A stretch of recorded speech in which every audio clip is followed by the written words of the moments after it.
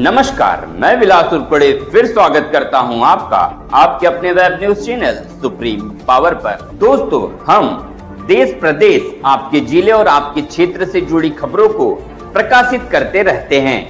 तो आप हमारी खबरों को देखने के साथ साथ हमारे चैनल से सीधे जुड़ सकते हैं, सिर्फ और सिर्फ इस लाल बटन को दबाकर और हमारे चैनल को सब्सक्राइब कर।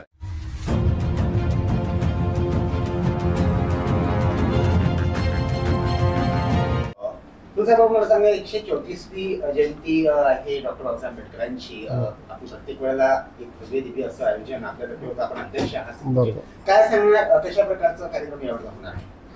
दरवर्षी संपूर्ण विदर्भामध्ये म्हणजे वर्धा जिल्ह्यामध्ये फार उत्साहात आणि खूप चांगल्या मोठ्या प्रमाणात जयंती साजरी होते। मागच्या वर्षी पण मी अध्यक्ष होतो, यावर्षी पण अध्यक्षपद माझ्याकडे आलेले आहे।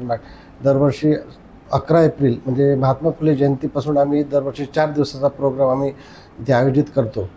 त्याच्यामध्ये आता 11 एप्रिलला महात्मा फुले जयंतीनिमित्त आम्ही प्रबोधनात्मक कार्यक्रम आणि संगीतमय कार्यक्रम ठेवलेला आहे। त्याच्यानंतर 12 तारखेला सकाळला आम्ही रांगोळी स्पर्धा आणि संध्याकाळला एक भीमगीतांवर आधारित नृत्य स्पर्धा आपण ठेवलेली आहे।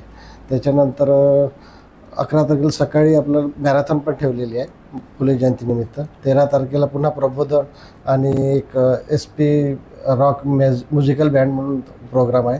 14 तारखेला आम्ही दरवर्षी 2-3 वर्ष झाले सकाळला पहाटेचा पण एक प्रोग्राम ठेवतो, सकाळ निळ्या पाखरांची म्हणून। तर तिथे श्रुती जैनचा एक संगीतमय कार्यक्रम आहे। आणि 14 तारखेला खूप मोठ्या प्रमाणात रॅल्या आणि प्रत्येक वार्डावार्डातून रॅल्या येतात त्याच्यामध्ये। आणि एक संध्याकाळला आम्ही पुन्हा एक प्रोग्राम ठेवलेला आहे, त्याच्यामध्ये राहुल साठे म्हणून असं एक संगीतमय कार्यक्रम ठेवलेला आहे।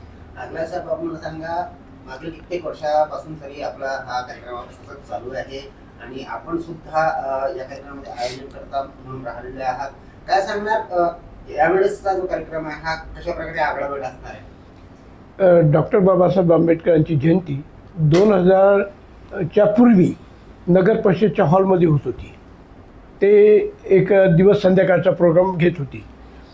आम्ही 2000ला बैठक आयोजित केली पूर्ण वार्डावाईज आणि त्याची कमिटी तयार केली आणि मोठ्या प्रमाणामध्ये हॉल सोडून ग्राउंडमध्ये मोठ्या प्रमाणात बाबासाहेब आंबेडकरांची जयंती सुरू केली। त्याच्यानंतर 2-3 वर्ष झाल्यानंतर आम्ही हे ठरवलं की महात्मा फुलेंची जयंती आणि आंबेडकरची बाबासाहेबांची जयंती आणि त्याच्यामध्ये सुद्धा 2 दिवस सुटतात, त्यामध्ये प्रबोधनाचे कार्यक्रम घ्यायचे, प्रबोधनाचे, मनोरंजनाची आणि त्याचबरोबर ब्लड बँकचा कॅम्प, ब्लडच्या संदर्भातला कॅम्प असो की इतर संगीत खुर्चीचं असो किंवा इतर कॉम्पिटिशन असेल भाषणाच्या संदर्भातली वगैरे, हे कॉम्पिटिशन आम्ही घेत असतो आणि त्यांना बक्षीसंसुद्धा देत असतो। यावर्षीसुद्धा बक्षिसं ठेवलेली आहे। 2000पासून मी माझ्या मार्गदर्शनाखाली असली तरी कमिटीही बदलत असतं, वेगवेगळे अध्यक्ष महासचिव आम्ही दरवर्षी बदलवित असतो। जर त्यांनी कार्यक्रम आयोजित व्यवस्थित केला आणि पुन्हा त्याचा उत्साह असला तर ते रिपीटही करत असतो 2 वर्षाकरता, नंतर पुन्हा 3ऱ्या वर्षाला बदलत असतं। अशा पद्धतीने आम्ही हे कार्यक्रम आयोजित करत असतो। या वर्षीच्या कार्यक्रमामध्ये महत्त्वाचा म्हणजे बदल असा झालेला आहे की गीत गायनचं कॉम्पिटिशन, मला वाटतं मॅरेथॉनचं हे कॉम्पिटिशन ठेवली आणि त्याच्यामध्ये बक्षिसंसुद्धा ठेवलेली आहेत। त्याचबरोबर आम्ही ब्लड कॅम्प घेत होतो, ते यावर्षी आम्ही घेतला नाही, तो वास्तविक पाहता घ्यायला पाहिजे होता, घेतला नाही। पण तो आम्ही त्याच्याचबरोबर आम्ही जसं 26 जानेवारी म्हणजे पूर्ण वर्षभर कार्यक्रम देत असतो आम्ही, हा नुसता 14 एप्रिल संपला असं नाही। त्याच्यानंतर 26 जानेवारीचा कार्यक्रम घेत असतो, बुद्ध जयंतीचा कार्यक्रम घेत असतो, मला वाटतं मध्ये एक 6 डिसेंबरचा कार्यक्रम घेतो आणि त्या माध्यमातून प्रबोधनात्मक कार्यक्रम आयोजित केला जात असतं, म्हणजे वर्षभर प्रोग्राम चालत असतो। आता यावेळेस सुद्धा 26 जानेवारीला मोठ्या प्रमाणात कार्यक्रम घेण्यात आला होता। आपल्या या कार्यक्रमाला मुख्य अतिथी म्हणून कोण लागणार आहे काय? 14 एप्रिलला यावेळेस मुख्य अतिथी म्हणून माननीय पंकजी भोयर राज्यमंत्री महाराष्ट्र राज्य हे प्रमुख पाहुणे म्हणून आहेत। त्याचबरोबर प्रशांत वंजारी आहेत, आंबेडकर साहित्य संस्कृतीचे चांगले साहित्यिक. ॲडव्होकेट विकास ठाटे आहेत, अधिवक्ता आहेत, ते मुंबईचे. विनोद राऊत आहेत, दैनिक सकाळचे ब्युरो चीफ बॉम्बेला. महेश गुल्लाने उद्योजक आहे आणि अनुप कुमार आहे संचालक नालंदा अकॅडमिकचे. अशा पद्धतीचे 14 एप्रिलला मान्यवर बोलविलेले आहेत. यांचा अध्यक्ष मी स्वतः आहे.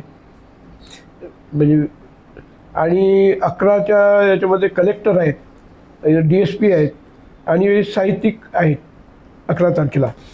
12 तारखेला समता सैनिक दलाचे ओरके आहेत, मकेश्वर आहेत पोलीस उपविभागीय अधिकारी, किशोर भोयर आहेत, संजय तिगावकर आहेत 12 तारखेला. 13 तारखेला खासदार अमर काळे आहेत, जगदीश भगत आहेत, वैभव धवन आहेत, राजेश भगत आहेत आणि 14 तारखेला मी सांगितलेलंच आहे. अशा पद्धतीने चॅनलच्या माध्यमातून काय एक मेसेज, काय एक संदेश आपण आपल्या बांधवांना देऊ इच्छिता? आपल्या चॅनलच्या माध्यमातून मी एकच सांगू इच्छितो की 14 एप्रिल ही एकदम अनोदासवात साजरी होते आणि ते करायला पाहिजे. प्रत्येक वार्डातून रॅल्या निघतात आणि जरी आपण DJ वाजवतो तरी त्याच्यामध्ये अनुचित प्रकार न घडावा आणि शांततेत जरी आपलं नाच गाणे आणि सगळे होतात पण त्याच्यामध्ये अनुचित प्रकार घडला नाही पाहिजे, याची दक्षता आपण घेऊन रॅल्या काढाव्या अशी मी आवाहन करतो. एकात्मता आणि सद्भाव टिकून राहावं याकरिता आपण काय मेसेज देणार? दरवर्षी जे आमचे प्रोग्राम होत असतात ते वर्षभर चालत असतात. त्या माध्यमातून आमचं नेहमी सांगणं असतं की डॉक्टर बाबासाहेब आंबेडकर यांनी जे काय कार्य केलेलं आहे मानवतेच्या हिताचे केलेलं आहे, देशाच्या हिताचे केलेलं आहे. आणि प्रत्येक तरुणांनी वर्षभर हा विचार केला पाहिजे की डॉक्टर बाबासाहेब आंबेडकरांनी जो विचार दिलेला आहे, जो संस्कार दिलेले आहेत, त्याला घेऊन वर्षभर आपण किती प्रगती केलेली आहे ते 14 एप्रिलला प्रतिज्ञा करायची की मी हे वर्षभर हे कार्यक्रम करेल, अशा पद्धतीने वागेल, अशा अभ्यासामध्ये विद्यार्थ्यांनासुद्धा युवकांनासुद्धा प्रेरणा देत असतो आम्ही. आणि येणाऱ्या 14 एप्रिलला आपण आत्मचिंतन करायचं की मी काय प्रगती केली, कुठे चुकलो, काय चुकलो. हे खरं डॉक्टर बाबासाहेब आंबेडकरच्या जयंतीच्या प्रसंगी युवकांना विद्यार्थ्यांना सांगू इच्छितो.